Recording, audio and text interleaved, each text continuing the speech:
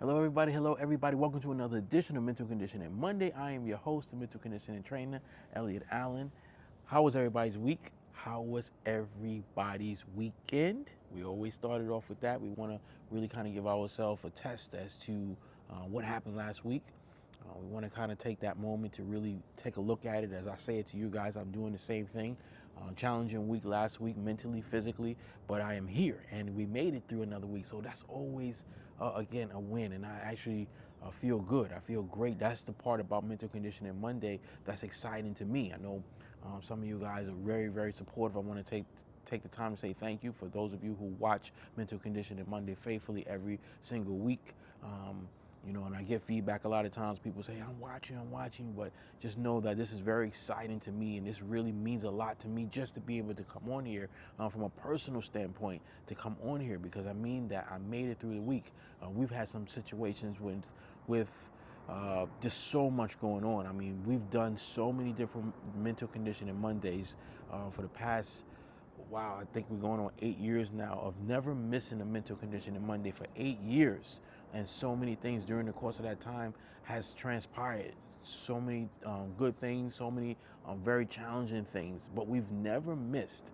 That's something that I'm very proud of. I mean, through death, just so many different things have happened, but I still push through and say, you know what, we got to go on. We got to get the message in. So that's a win for me, and it makes me feel really, really good about it. So I encourage all of you to use this, use Mental Conditioning Monday as that forum for you, as that platform for you, as that goal that you're trying to grab to, just to get to Mental Conditioning Monday and hear that phrase to say, how was your week? How was your weekend? But don't, again, take it lightly. Always remember to kind of assess, where am I sitting at right at this moment? Why am I sitting here at this moment? Sometimes, hopefully, most of the time, you're sitting in a good spot. I came outside today to do the message and say, you know what? The weather is starting. It's still not quite there. Believe me, still not quite there. But it's starting to kind of, get a feel for the changing of the seasons. I love changing of the seasons because it puts you in a different mindset, puts you in a different mode to be able to march forward. So, but we're starting to get there. Still kind of got that little residue. Always feel like it's like an oven where you turned it on, just things not heating up. So we're not quite heating up, but we are getting some heat to the fire. And let's start with that. Let's start putting some heat to the fire by getting started with Mental Conditioning Monday's message for this week. Mental Conditioning Monday's message for this week is going to be: perfection is a fatty food.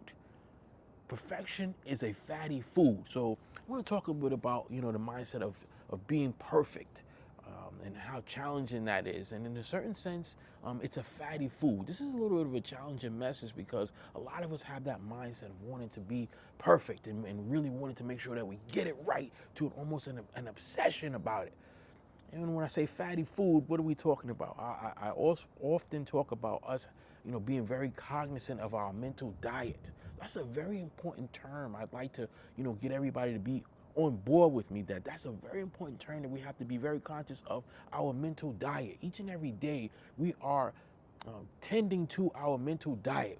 What we take into our mindset is very much a big part of our mental diet, and there's no way around it.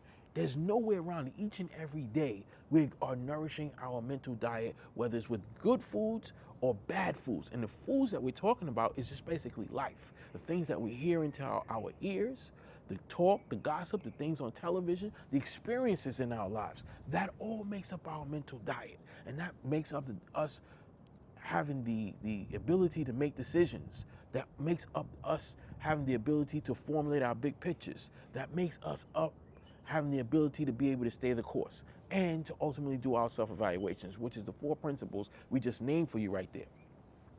But there's things that happen to us that I said are fatty foods. There's also things to us that happen to us that are very good for our mental diet. We have to learn how to recognize the two and put those things in the proper places, just as in our lives with regular food. Sometimes, and listen, we have things. I had a bad week diet-wise for me, physical diet-wise. It's been a challenging week, so I've really been off the mark. I've been trying to at least do a little bit of work in the gym, but I bought a box of cupcakes. I've been eating a little bit of cookies. I have a little bit of ice cream this week. I love my sweets, but that's just, sometimes you fall off the mark with that, and it's going to go back to what I said. Being a perfectionist is a fatty food. Be very careful. So watch how we're going to match this up.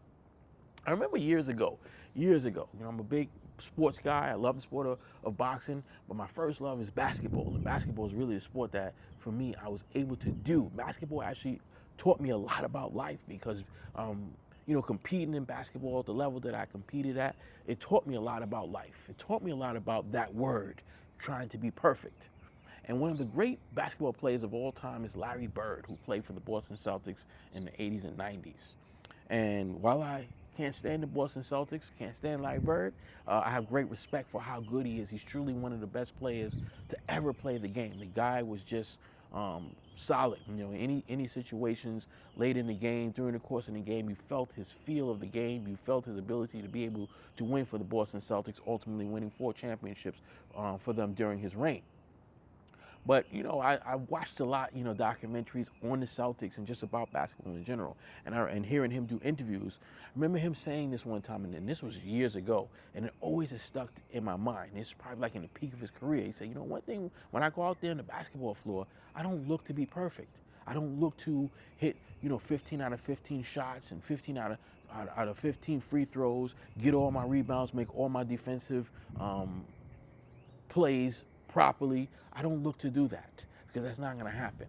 I just look to be able to be effective in the spots that I have to be effective and make sure that when the moment is there that I can make the best possible decisions, that I can be as perfect as possible in the right moments. But I don't look to do that for the whole game. And I was like, wow, that's pretty powerful to me.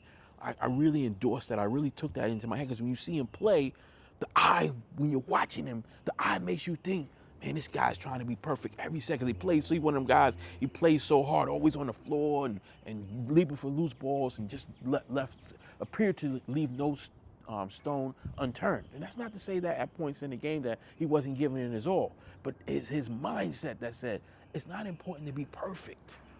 It's not important to be perfect. And I've translated that into our lives in that it's not important to be perfect, because what happens in that when we try to be perfect, it takes away from our ability to really be able to gain knowledge, for us to really be able to move forward with the proper knowledge that we need. Because the fact of the matter is that no one is perfect. No one can be perfect. And you see oftentimes when that creeps into our minds, I'm going to show you how it's a fatty food mentally, not physically.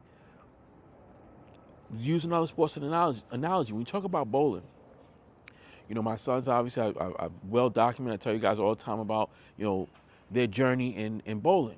And I watch them sometimes, and not just them, but a lot of the youth. Obviously, they're bowling with youth. And you watch them sometimes them guys be coming up. My sons be coming, they be cooking.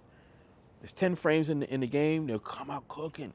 5, 6 strikes in a row to start the game off. And even when they throw strikes, sometimes you can really tell when a bowler is really in his groove, because sometimes you throw shots and here we go, it's not perfect, but you'll still get a strike. But then there's times when you could just feel, man, this guy's in his groove. Sometimes, and I know when my sons, they're in their groove, like they threw the first 6 perfect shots. It hit the pocket the way they want to hit it. It's a beautiful thing. You hear the pin, just pow! Then they'll come up in the 7th frame and they'll miss the shot.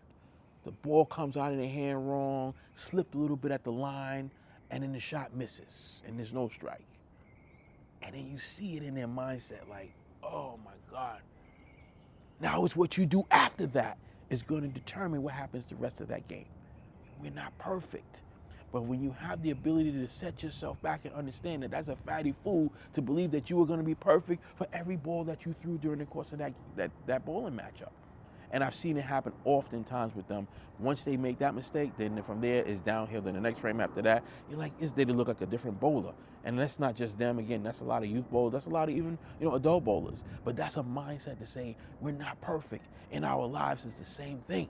When we're making decisions about our jobs, we're making decisions about being parents, we're making decisions in our marriages, we're making decisions financially. We're not perfect. Well, we have to keep that in mind and be able to, say, I'm not even trying to shoot for that. Even just doing mental conditioning Monday, I don't try to be perfect with mental conditioning Monday. Not at this particular time, probably when I first started doing mental conditioning Monday, 8 years ago, it would take me, sometimes if I didn't come out, I would do it again. I would listen to it, and then I would say, I didn't like that, and do it again. Probably after about 8 or 9 months of doing that, or I would give you, say, a year, I stopped doing that. And 99% of the time when I do mental conditioning Monday, it's a straight run. I don't do it over. Only time I'll do it over is if I'm ill, and then sometimes I have a coughing fit. That's how often I'm sick. I'm not sick that much. I'm a little under the weather right now. But if I'm sick, I'll have a bad coughing fit, and I literally have to stop. But that's, like I said, 99.4% of the time, this is what you see is what you get. Is the setting always perfect like how I want it to be? No, that's not what it's about. But that takes a mindset for me to accept that man, I didn't quite like the way the setting looked. It could have been a little bit better. I don't like the fence right here. I could have blocked that off. When maybe just go ahead and do it because you learn from it. When you watch it, I didn't like that. This is a piece that I didn't necessarily like. But perfection is a fatty food for us because sometimes it allows us to not even be able to move forward and progress physically. Sometimes we stop progressing because you're looking to be perfect. Oh, it wasn't perfect, so I'm not gonna go forward. Why didn't you do that? Why didn't you make that phone call? Oh, I didn't feel right. Everything wasn't perfect with the situation.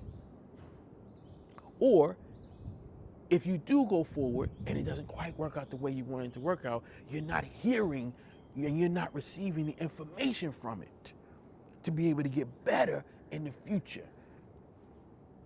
We cannot allow our mindset of trying to be perfect stop our growth. And that's a powerful thing because it's such a punch against each other. Because of course, if you're trying to be perfect, that means I'm trying to be great. I'm trying to be great, and I understand that. But I caution you to say, you have to really recognize the nutrients that are involved with you not trying to be perfect in our lives. Not physically, but mentally more than anything. Because it's gonna allow you to be able to receive the information, take that information from yourself, from others as well at times. But it's a very tricky thing, but it's a very important thing to our mindset to understand that trying to make things perfect is a fatty food to our progress. It even affects your self-evaluation, it affects your decision-making, it affects your big picture, and it certainly affects your ability to be able to stay the course or sometimes even get on the course because you're looking for the perfect shot.